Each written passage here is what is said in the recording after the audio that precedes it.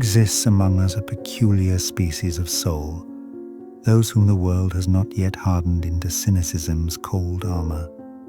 We call them naive, as if innocence were a deficiency rather than a state of grace.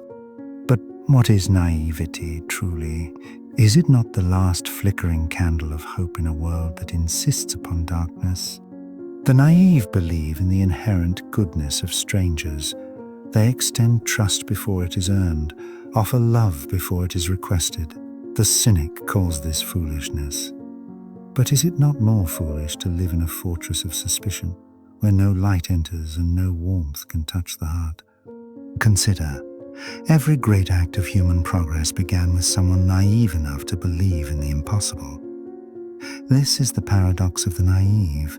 They are not naive because they do not know pain. They are naive because they refuse to let pain become their teacher. They will not matriculate in the school of suspicion. They will not earn their degree in distrust.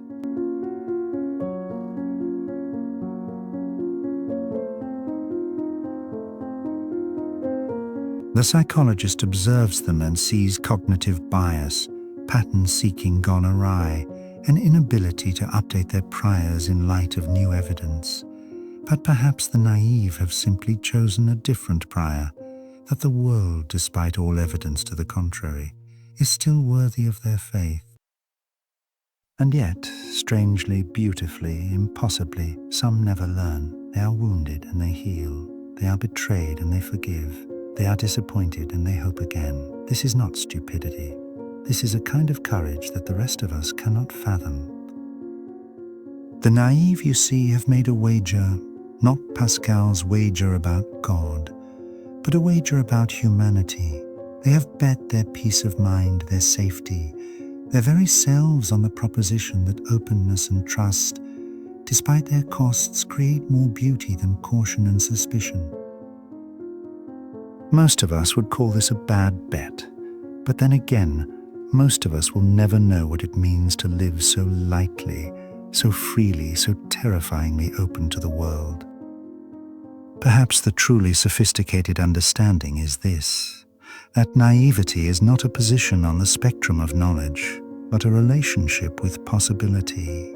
The naive understand something that the cynical have forgotten, that reality is not fixed, that people contain multitudes, that tomorrow might bring forth a version of humanity that justifies their faith. They are not blind to evil. They simply refuse to let evil have the final word.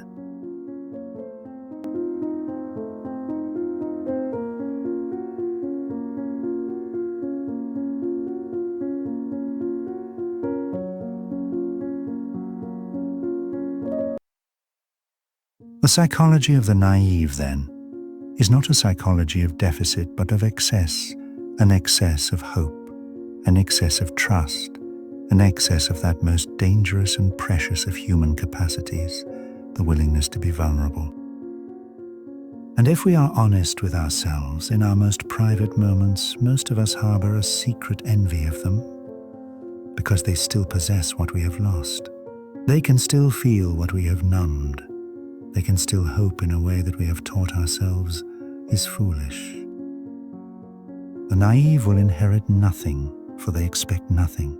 They will be taken advantage of, for they offer everything.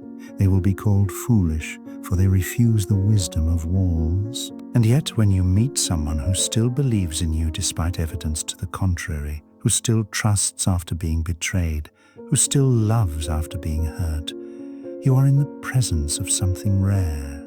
You are in the presence of someone who has looked into the abyss and decided, consciously or not, that the abyss will not look back.